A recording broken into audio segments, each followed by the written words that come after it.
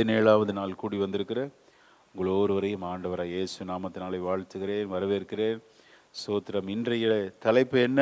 ஸ்தோத்திரம். அடைக்கவும் திறக்கவும் என்ற தலைப்பு.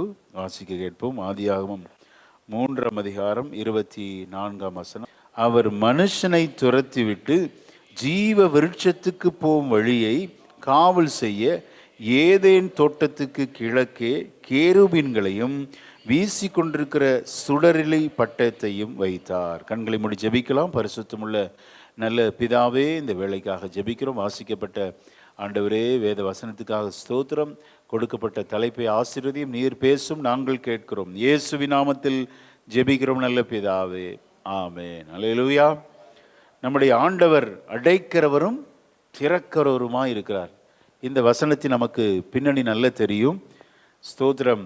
ஆண்டவர் ஏதேன் தோட்டத்திலிருந்து ஆதாமையும் ஏவாளையும் அவர்கள் பாவம் செய்தபோது, ஸ்தோத்திரம், அந்த ஜீவ விருட்சத்தின் கனியை அவர்கள் புசித்து விடக்கூடாது என்று ஆண்டவர், அந்த திருத்துவ தேவன் தங்களுக்குள்ளே பேசிக்கொண்டார்கள். முந்தின வசனத்தை வாசிக்கலாம். 22ஆம் வசனத்தை வாசிக்கலாம்.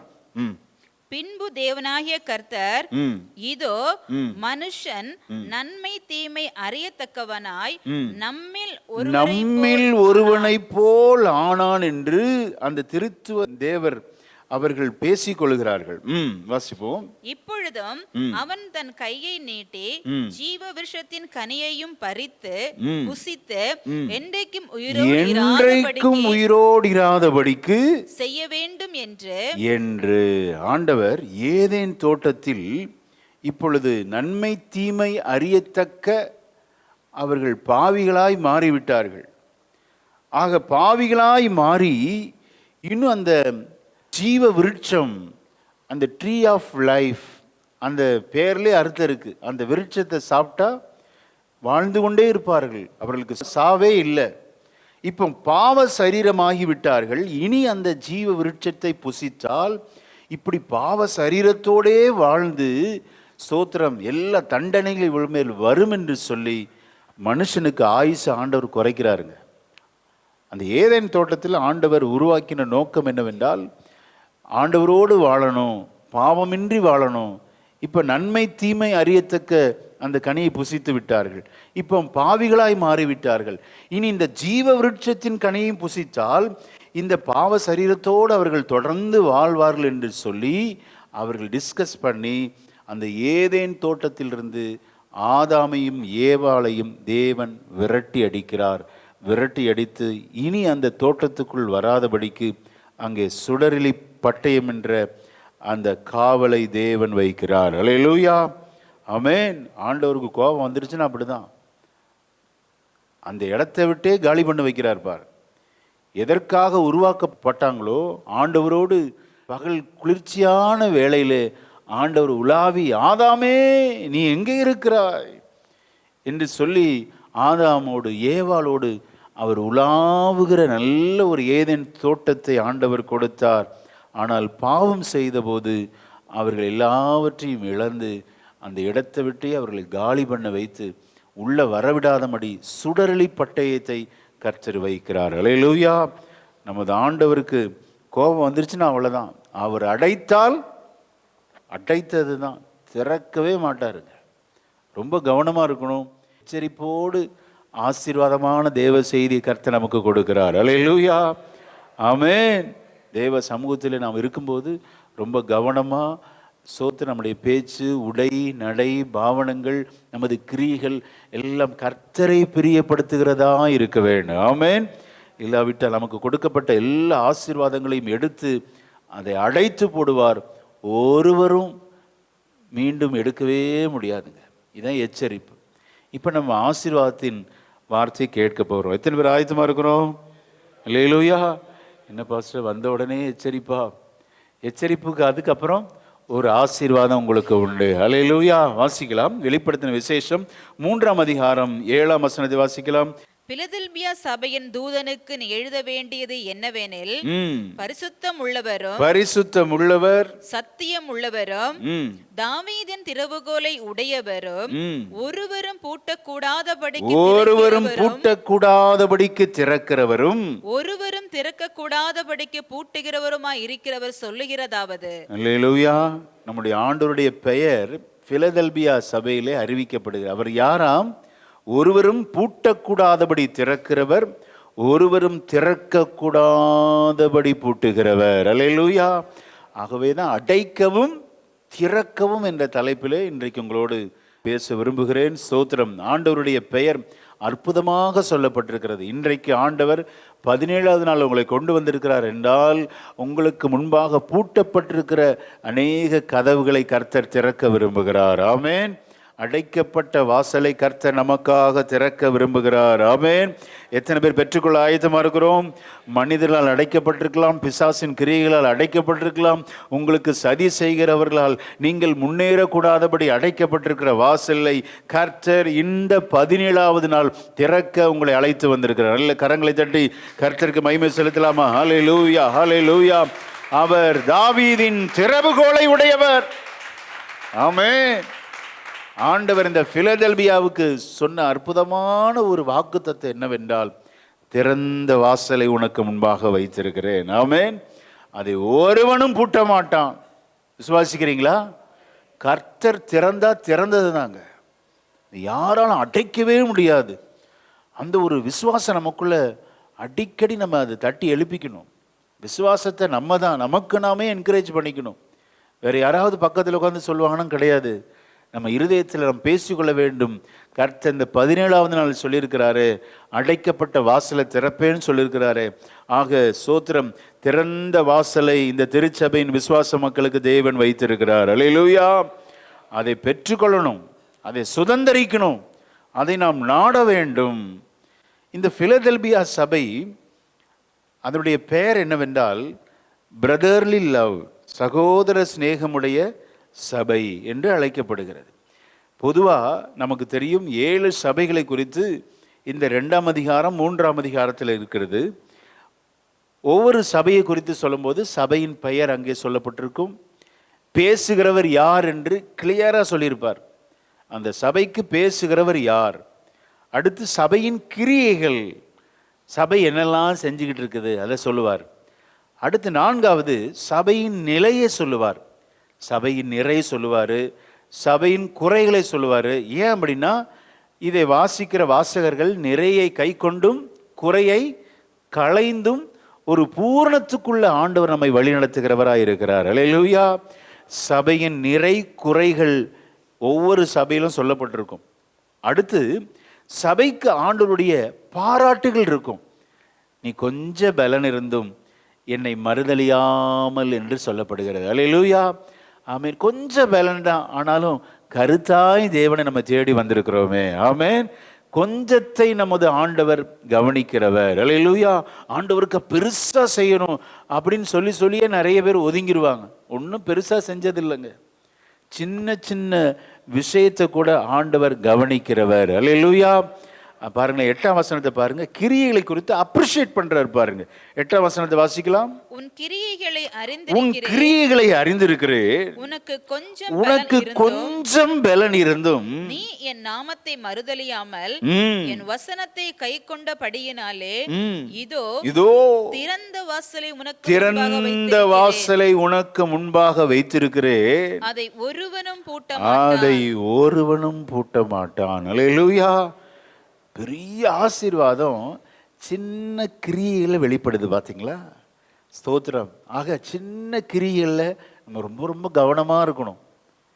இந்த மளிகை கடை வச்சுருக்கவங்கள பாருங்கள், பெருசாக உடனே அந்த திங்ஸ் எல்லாம் அவங்க போட்டாங்களா? சின்ன சின்னதாக கொஞ்சம் கொஞ்சமாக பர்ச்சேஸ் பண்ணி அதுக்கப்புறம் தான் அதை விற்பனைக்கு கொண்டு வருவாங்க.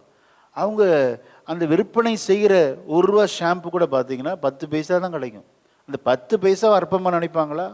அதுக்கு ஸ்டூல்லேருந்து எந்திரிக்கணும், கல்லாப்பட்டியை திறக்கணும், அதை போய் பிக்கணும், அதை கஸ்டமருக்கு கொடுக்கணும், அவன் திட்டம்லாம் வாங்கணும். அந்த 10 பைசா 20 பைசாவுக்காக கொஞ்சம் லாபத்தை சேர்த்து கூட்டி கழித்து பார்த்தீங்கன்னா கடைசியில் ஒரு நாளைக்கு நல்ல ஒரு தொகை நிற்கும். ஆமென். அந்த 10 பைசாவில் 20 பைசாவில் சோத்திர சங்கடப்பட்டாங்கன்னா அவங்க வியாபாரமே போயிருங்க. சின்ன சின்ன காரியங்களில் கடை வச்சிருக்கிறவங்கள, சோத்திர வியாபாரம் பண்ணுறவங்கள கவனித்து பாருங்க. சின்ன சின்ன விஷயத்தில் உண்மையாக இருப்பாங்க. இதே போல தான் ஆவிக்குரிய வாழ்க்கையிலும் சின்ன சின்ன விஷயத்தில் கர்த்தருக்கு நாம் உண்மையாக இருக்கும்போது அதன் பலன் பெரிதாக இருக்கும். ஹல்லேலூயா. நீங்கள் எடுக்கிற அந்த பிரயாசங்களை கர்த்தர் பார்க்கிறார். ஆமென். ஆனால் மனசு சொல்லும், இதெல்லாம் போய் கொடுத்துட்டா ஆண்டவர் எல்லாம் திறந்துருவாரா? பாருங்க. உன் கிரியைகளை அறிந்திருக்கிறேன், உனக்கு கொஞ்ச பலன் இருந்தும் நீ என் நாமத்தை மறுதலியாமல் இருக்கிறபடினால் கர்த்தர் உங்களை பார்த்து சொல்லுகிறார், உங்களுக்கு முன்பாக திறந்த வாசலை வைத்திருக்கிறேன், அதை ஒருவனும் பூட்டவே முடியாது. ஒருவரும் திறக்க கூடாதபடி பூட்டுகிறவரும் ஒருவரும் பூட்டக்கூடாதபடி திறக்குகிறவர் நம்மத்திலே இருக்கிறார். நல்ல கரங்களை தட்டி ராஜாதி ராஜாவை, கர்த்தாதி கர்த்தரை நாம் வரவேற்கலாமா? ஹல்லேலூயா. ஓ ஆமென், ஆமென். ஒருவனும் உனக்கு முன்பாக பூட்ட முடியாது. திறந்த வாசல் உனக்கு உண்டு. ஹல்லேலூயா. கூப்பிடு நீ பதில் கொடுப்பா, உன் கூரைகள் எல்லாம். கூப்பிடு நீ உன் கூரைகள் எல்லாம். உண்மையாக தேடுவோரின் ஆமென்.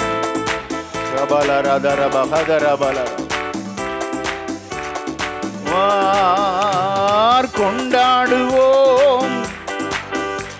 கொஞ்ச வேலனை பார்க்கிறார்.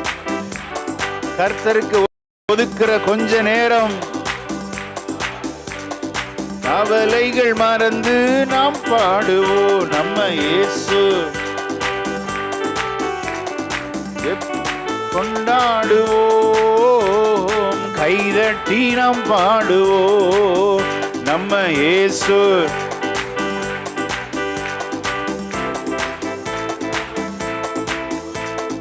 கைதட்டி நாம் பாடுவோம். ஹல்லேலூயா. 21 நாள் அற்பமாக நினைச்சிடக்கூடாது. எவ்வளோ பிரயாசம் எடுக்கிறோம். கொஞ்ச நேரம் ஒதுக்கி தேவனுக்காக நாம் வரும்போது அந்த நேரத்தை கர்த்தர் கனம் பண்ணுகிறார். ஹல்லேலூயா. ஆமென். ஸ்தோத்திரம். சில நேரம் நமக்கு யோசிக்க தோணும், இதெல்லாம் ஆண்டவர் அங்கீகரிப்பா? அதை தாங்க பார்க்குறாரு. சின்ன சின்ன விஷயத்தை தானே பார்க்குறாரு. ஒரு பெரிய கப்பல் சின்ன ஓட்டை தான், கொஞ்சம் கொஞ்சமாக மூழ்கடிச்சிருது. அப்போ சின்ன சின்ன விஷயத்தில் கர்த்தருக்கு நம்ம உண்மையாக இருக்கும்போது ஆண்டவர் நம்ம பெரிய காரியங்களை கர்த்தர் செய்கிறார். ஹல்லேலூயா. சபையை பாராட்டுகிறார், அப்ரிஷியேட் பண்றாரு. பாருங்க, சபைக்கு எச்சரிப்பு கொடுக்கிறார். 11 வசனத்தை வாசிக்கலாம். அவேர்னஸ் நமக்கு வேணும்னு சொல்லி சபைக்கு பாராட்டுகிறார், ஆலோசனை கொடுக்கிறார். எச்சரிப்பு. என்ன எச்சரிப்பு? இதோ சீக்கிரமாய் வருகிறேன், ஒருவனும் உன் கிரீடத்தை எடுத்துக்கொள்ளாதபடிக்கு உனக்குள்ளதை பற்றி கொண்டிரு. பாத்தீங்களா? ஹல்லேலூயா. உனக்குள்ளது எது அதை பற்றிக்கொள். அங்கே இங்கேயும் கம்பேர் பண்ணாதங்கிறார். அந்த குடும்பத்தை இந்த குடும்பத்தை, அவங்கள பார்த்து இவங்கள பார்த்து, பக்கத்து வீட்டுக்காரவங்கள பார்த்து, சோதரம் பக்கத்தில் பிஸ்னஸ் செய்கிற அவங்களெல்லாம் பார்த்து ஏமாந்துடாத, உனக்குள்ளதை விட்டுறாத அப்படிங்கிறாரு. ஹல்லேலூயா. அப்போ நம்முடைய ஆண்டவர் எவ்வளோ நல்ல தேவன் பாருங்க. அப்ரிஷியேட் பண்ணுறாரு, நம்மளை என்கரேஜ் பண்ணுறாரு, ஆலோசனை தர்றாரு. என்ன ஆலோசனை தர்றாரு? ஸ்தோத்திரம். வாசிக்க கேட்போம். 8ஆம் வசனத்தை வாசிக்கலாம். உன் கிரியைகளை அறிந்திருக்கிறேன், உனக்கு கொஞ்சம் பலன் இருந்தும் நீ என் நாமத்தை மறுதலியாமல், என் நாமத்தை மறுதலிச்சிராத, என் வசனத்தை கை கொண்டபடியினாலே இதோ திறந்த வாசலை உனக்கு முன்பாக வைத்திருக்கிறேன். கை கொண்டு நடக்கணும். ஆலோசனை கொடுக்கிறார். மறுதலிச்சிராதப்பா, கொஞ்சம் பலன் தான், அதுல உண்மையாரு. கொஞ்சத்தில் உண்மையா இருக்கிறவன் அநேகத்தில் கர்த்தர் என்ன செய்கிறார்? அதிகாரியாய் மாற்றுகிறார். ஆமென். சின்ன சின்ன விஷயத்துல யார் கவனம் செலுத்துகிறார்களோ அவர்கள் உயர்ந்த நிலைக்கு வருவாங்க. சின்ன சின்ன விஷயத்தை அற்பமாக நினைக்காதீங்க.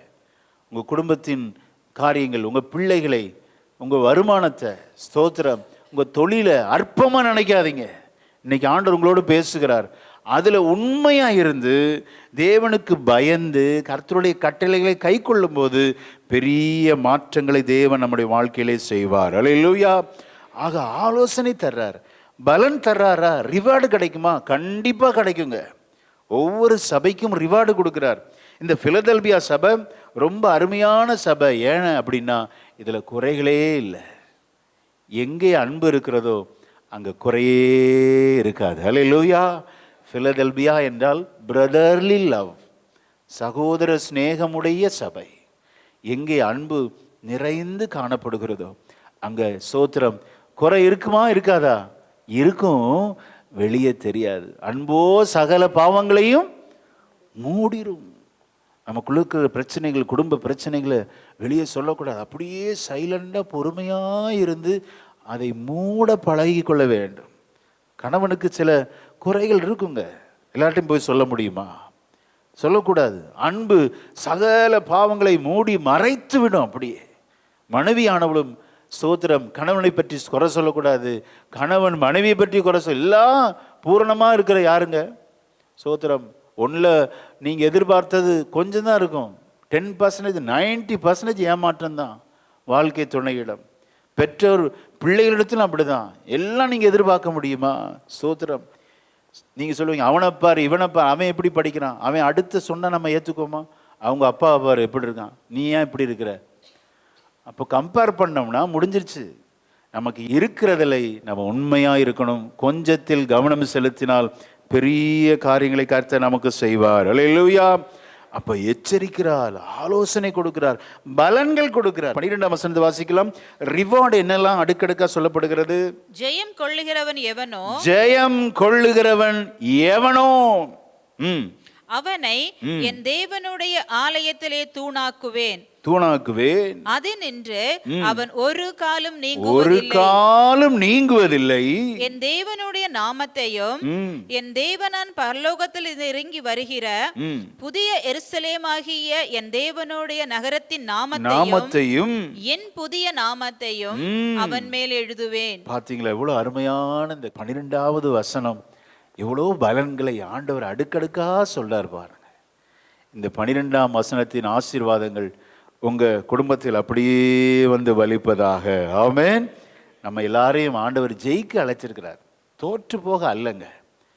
நீங்க ஒருவேளை தோல்வி இந்த எண்ணத்தோடு வந்திருக்கலாம், தோற்று போய் கூட வந்திருக்கலாம். ஆனால் ஜெயிக்கிறவர்களாக தேவன் நம்மை அழைக்கிறார். இந்த ஆலயத்தில் உங்களை தூணாக மாற்றுவார். விசுவாசிக்கிறீங்களா? ஆமென். சோத்திரம். ஜெயிக்கும் போது நம்மை ஆலயத்தில் சத்தியத்திற்கு தூணும் ஆதாரமாக ஒரு குடும்பமாய் மாற்றி அநேகரை நீங்கள் தாங்குவீர்கள். சபை உங்கள் மூலம் கட்டப்படும். அல்லேலூயா. ஆதினின்று அவன் ஒரு காலும் நீங்குவதில்லை. இந்த தூணை நீக்க முடியுமா? இத்தனை தூண் இருக்கு பாரு. இந்த தூணை நீக்கினா அவ்வளோதான், முடிஞ்சு. அப்போ சபைக்கு தூணும் ஆதாரமாய், சத்தியத்திற்கு தூணும் ஆதாரமாய் ஒவ்வொரு குடும்பத்தையும் கர்த்தர் மாற்றுவாராக. அல்லேலூயா. புதிய நாமத்தை அவன் மேல் எழுதுவேன் அப்படிங்கிறார் பார். ஸ்தோத்திரம். நீங்கள் வீட்டில் போய் வாசித்து பாருங்க. கலாத்தியர் 2:9 நிறைய தேவனுடைய பிள்ளைகள் பரிசுத்த பவுலடிகளாருக்கு தூணாக இருப்பாங்களாம்.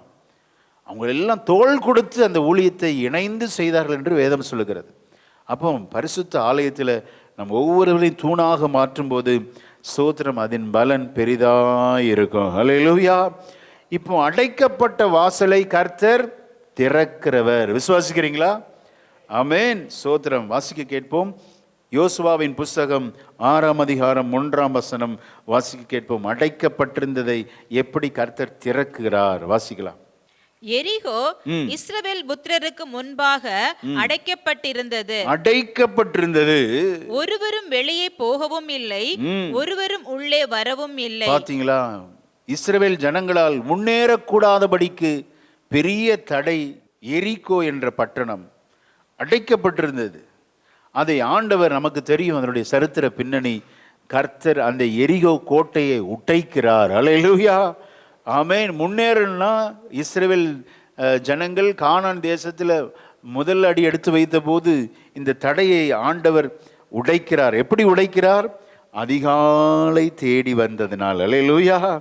12ஆம் வசனத்தை பாருங்க. யோசுவா அதிகாலமே எழுந்திருந்தான். ஆசாரியர்கள் கர்த்தரின் பெட்டியை சுமந்து கொண்டு.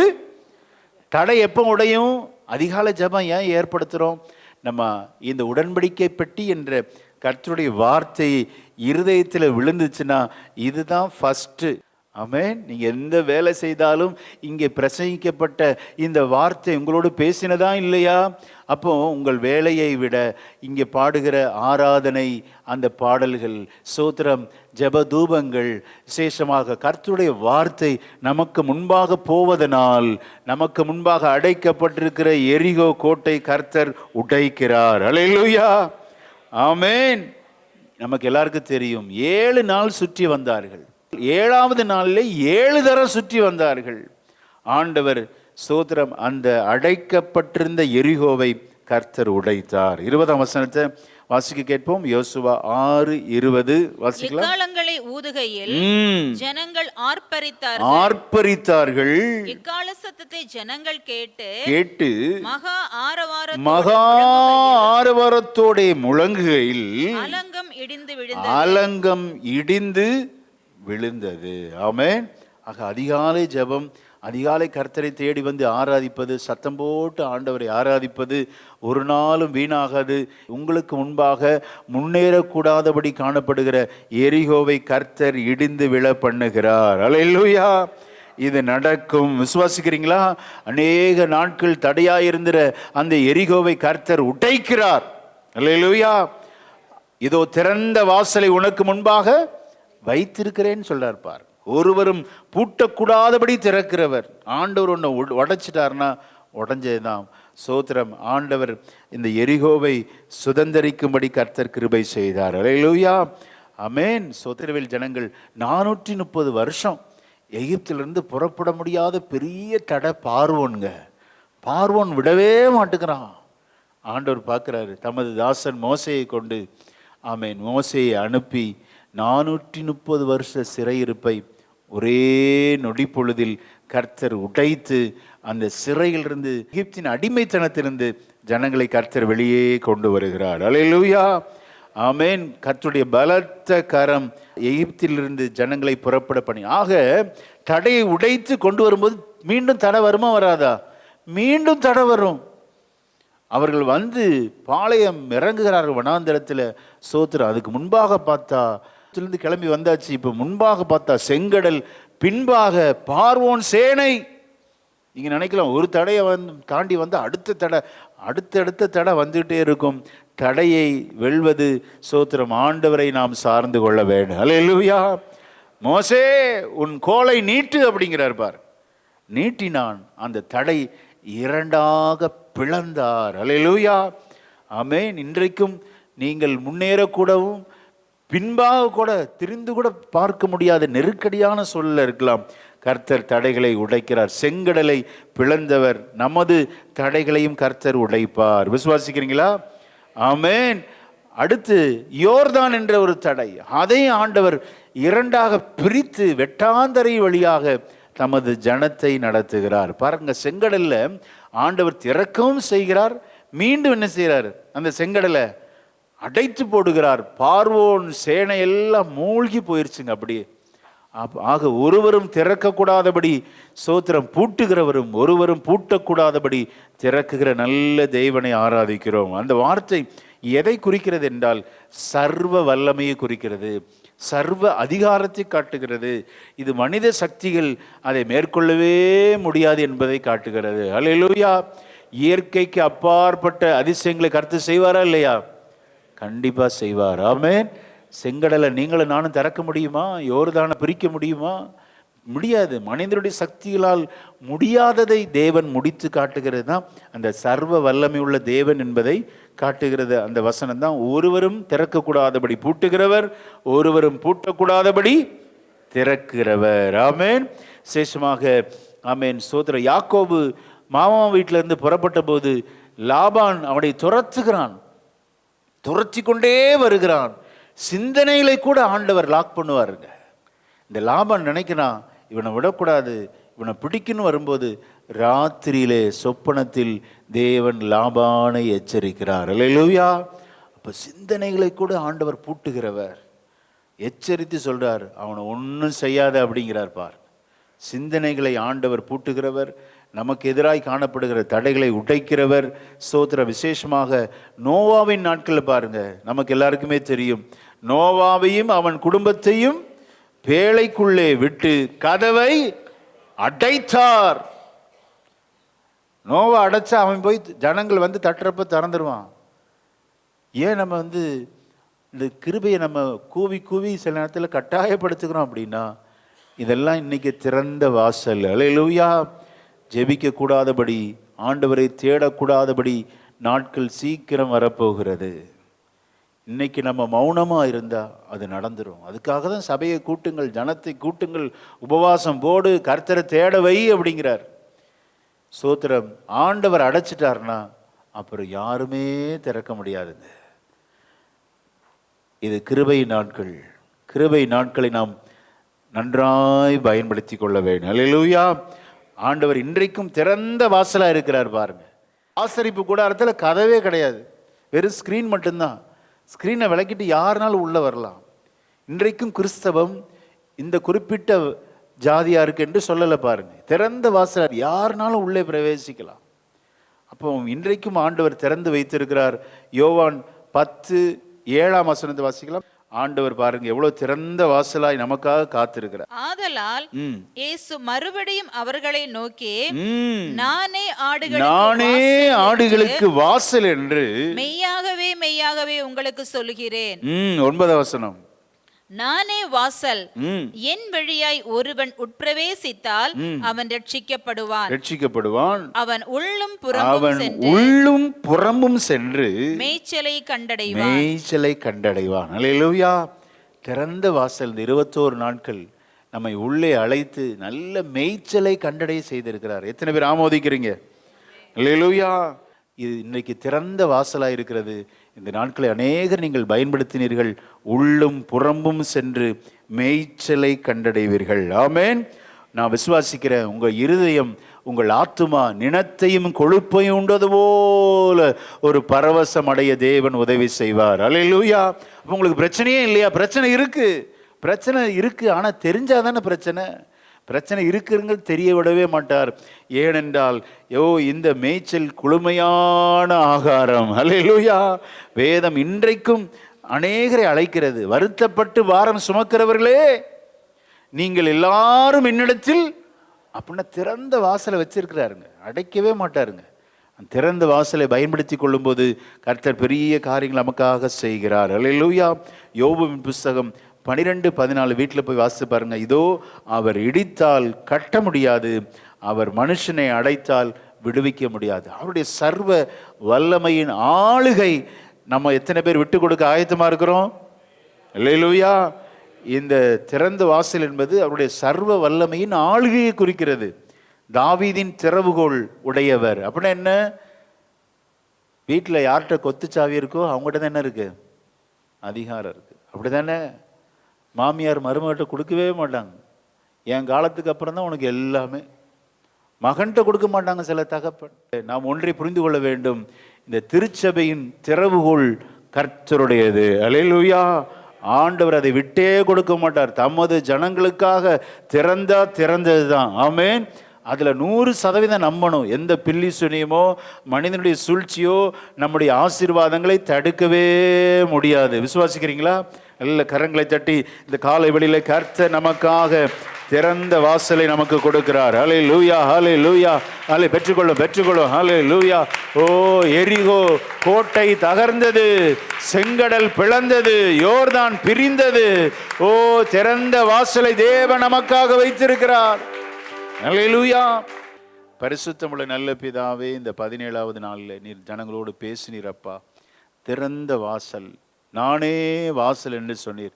எப்போதும் இயேசு கிறிஸ்து என்ற வாசலுக்குள் நாங்கள் பிரவேசித்து நல்ல மேய்ச்சல் என்ற இந்த வேத வார்த்தையை நாங்கள் ஆண்டவரே அசைபோடத்தக்கதாக உள்வாங்கிக் கொள்ள எங்களுக்கு உதவி செய்யுங்க.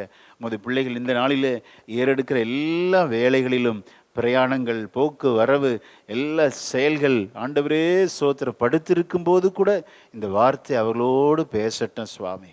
அவர்களுக்கு துணையாயிருந்து நடத்தட்டும் ஆண்டவரே. அப்பா நீர் ஒரு காரியத்தை செய்யும்போது அதை யாரும் தடுக்க முடியாது என்ற சர்வ வல்லவரின் ஆண்டவரே செயலை, ஆளுகையை, அந்த இறையாண்மையை குறித்து நாங்கள் தியானித்தோம் அப்பா. அது அப்படியே இன்றைக்கு வந்த பிள்ளைகளுடைய குடும்பத்தில் அப்படியே நடப்பதாக இயேசுவின் நாமத்தினால். அவர்களுமை தேடி வந்தது, உபவாசம் இருப்பது, அவர்கள் விடுகிற கண்ணீர், ஜெபம் ஒருபோதும் வீண் போகாத ஆண்டவரே. யாராலும் தடுக்க முடியாது. மனித சக்திகளோ பிசாசின் கிரிகளோ எதுவும் தடுக்க முடியாதப்பா. எல்லா பொறாமை, எரிச்சல், மண்கண்கள் எல்லாவற்றுக்கும் அந்த ஜனத்தை விலக்கி வேலி அடைப்பீராக. உங்கள் திருநாமம் மகிமைப்படட்டும்.